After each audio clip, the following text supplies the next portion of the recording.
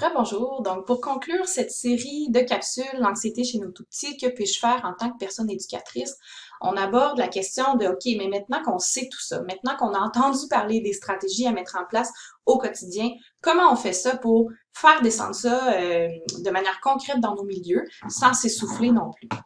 Donc, un des premiers éléments importants, c'est de d'abord appliquer le principe des petits pas à vous-même. Donc, vous allez devoir choisir vos batailles, choisir certains éléments sur lesquels vous souhaitez travailler, des choses que vous voulez mettre en place auprès de vos groupes et vous fixer des objectifs qui sont réalistes. Donc, vous allez aller à petite bouchée, faire un changement à la fois. Et accepter de sortir de votre zone de confort. Des fois, les comportements qu'on adopte d'emblée, c'est parce qu'ils sont confortables. Ça fait plusieurs années qu'on utilise les mêmes stratégies sans se rendre compte que finalement, peut-être qu'on contribuait un peu à l'anxiété des enfants. Donc, d'accepter de sortir de notre zone de confort pour vivre les choses un peu différemment puis essayer des nouvelles stratégies. Ça se peut qu'à travers la mise en place de nouvelles stratégies, vous fassiez des erreurs puis c'est bien correct. Donc, c'est important d'être indulgent envers vous.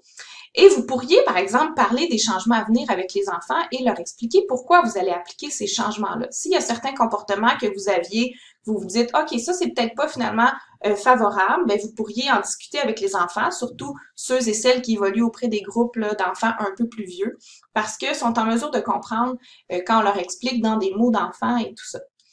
Un autre élément qu'on souhaite vraiment que vous repartiez là avec dans votre sac à dos, c'est l'importance de garder du temps pour prendre soin de vous.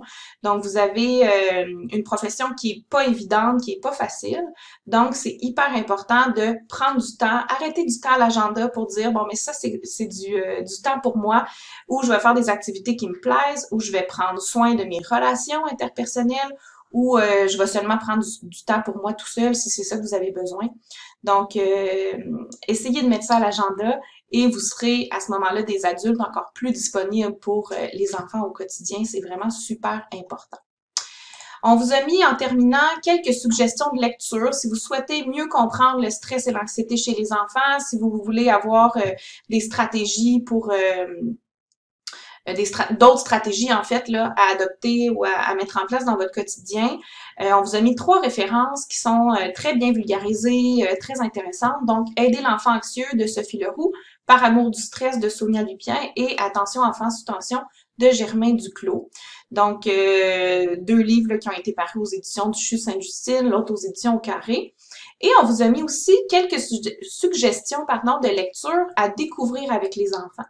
Donc, il y a Jojo l'ourson, Une journée pleine d'émotions, paru aux éditions Midi 30, qui est vraiment faite là, pour les tout-petits, qui aborde les différentes émotions. La couleur des émotions, qui est paru aux éditions Quatre Fleuves, qui est vraiment super intéressante, puis qui peut être vraiment réinvestie au quotidien auprès des enfants. Et finalement, la collection Frisson l'écureuil de Mélanie Watt, paru aux éditions Scholastique, qui peut vraiment être, encore une fois, intéressante là, à aborder avec les enfants. Puis des suggestions de lecture, littérature jeunesse, bien, il y en a vraiment beaucoup. Là, vous pouvez faire certaines recherches si vous rencontrez des situations plus particulières au sein de vos groupes. Donc, on vous remercie sincèrement d'avoir visionné là, ces capsules-là. On vous a mis à la fin de chacune des capsules là, certaines références que vous pouvez consulter, donc notamment le coffret bien-être sur le site du Centre RBC d'expertise universitaire en santé mentale. Vous avez différents outils, là, notamment pour prendre soin de soi. Et on vous a aussi mis le lien vers notre page Facebook où on publie différents éléments. Donc, différents événements qu'on met en place, des outils qu'on développe dans le cadre de nos travaux. Donc, on vous invite à nous suivre pour être à l'affût puis au fait des nouveaux développements réalisés par le Centre. Donc, merci beaucoup.